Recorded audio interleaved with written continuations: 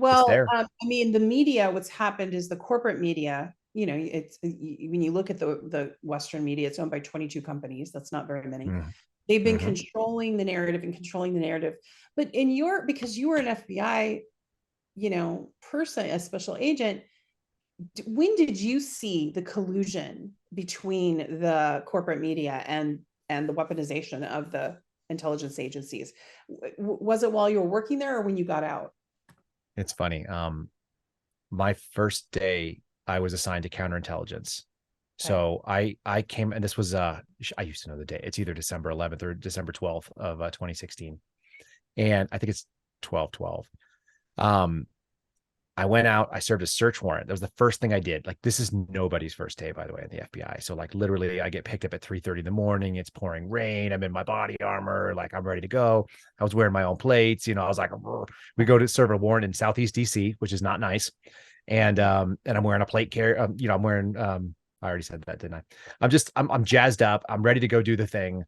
And I did the deadly force briefing for the other agents and stuff like that. And then we knocked down the door. I got the RAM. I'm the second guy up on the door. Bang, bang, bang, bang, bang. FBI, open up. Bang, bang, bang, bang, bang. Few seconds, whatever it is. Reasonable time is what we call it. And then I knock open the door and we roll in.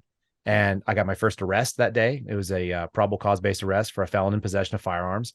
And then I literally go into the office. I didn't even have time to put a suit on. So I was the only guy at Washington Field office wearing an ID badge that was in like a military like sweater, because it was like one of my warmies because it was really cold. And I go to my first day at the desk and I'm sitting there, and right across from my desk, huge screen CNN TV. Always. Every single skiff I've ever been in has always had CNN on. And you Wow. wonder, why is that? And then you watch, like, so Jim Comey was the director who handed me my credentials. He goes away. Who do we get? Andy McCabe. Andy McCabe works at CNN right now. Peter Strzok, his name was very famous in 2017. His name was also on my case files. Peter Strzok doing analysis for CNN and MSNBC. And when you saw that pipeline, I mean, it didn't take very long at all to answer your question. It was immediate that you're like, wait a minute, because FBI agents are kind of a conservative bunch. They're Right. a centrist conservative bunch, I would say. Like, they don't really want to get into politics. They want to get bad guys. They're over. Like, I had guys who brought me cases when I was on the surveillance squad, and they were like, look, I'm a Republican. This guy's a Republican. We're still going to look into him because he's doing this thing. And I was looking at it and I was like, really? And we just talked about this earlier, but it's like, for violations of the FARA, like the Foreign Agent Registration Act, we're going to really go look at this guy. Of course, he was never charged, thank God, because it was just a garbage case.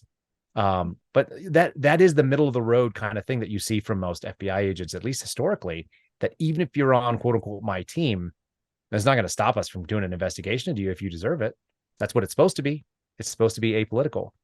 But you see something very different when you work counterintelligence. It's like it's 100% political. That's what they do. Could They're you into explain to politics. the audience what counterintelligence is? Because there might be some people that don't even know what that is.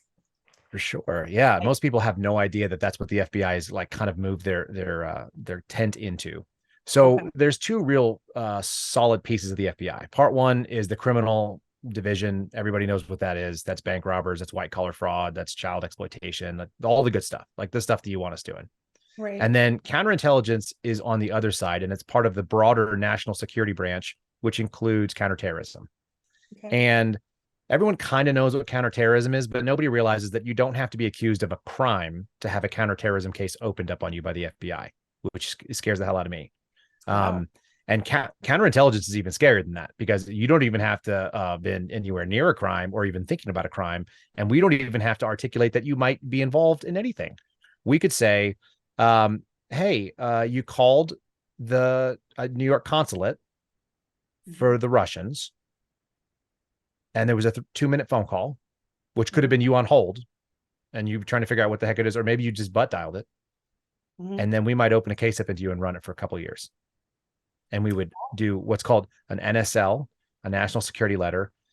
So everything on the counterintelligence side is classified secret at the very minimum, secret, no foreign, which means no foreign entities can look at what we're doing.